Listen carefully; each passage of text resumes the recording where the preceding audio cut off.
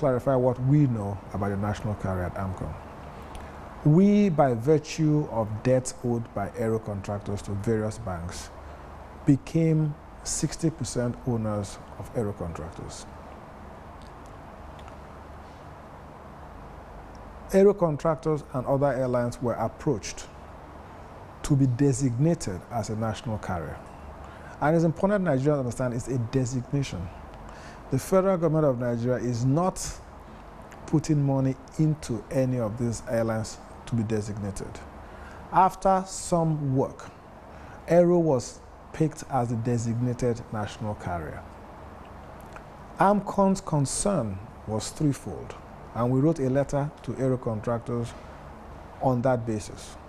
We were concerned about, one, is this a good transaction for Aero contractors? Two, is this a good transaction for Nigeria? And three, are the processes leading to this transaction transparent and defensible? Those are the concerns we have. We have a letter from them in which they have explained everything had happened step by step, and we are satisfied at Amcon that this is a good transaction for Aero, this is a good transaction for the Nigerian people, and this was done in a completely transparent manner. The ownership of Aero contractors will continue to be 60% Amcon and 40% legacy owners. The federal government is not buying shares or putting money into this national carrier. We at Amcon have, on the insistence of the Ministry of Aviation, agreed that in due course we will sell our shares, our 60%, a lot of it to the Nigerian public. So the Nigerian public has an ownership of this national carrier. So we will do an IPO at some point in which our shares will be available to the Nigerian public. And that was a matter of concern to the Ministry of Aviation, and that also was what made Aero more attractive as a designated national carrier. So in due course, Amcon will divest through an IPO to the Nigerian public.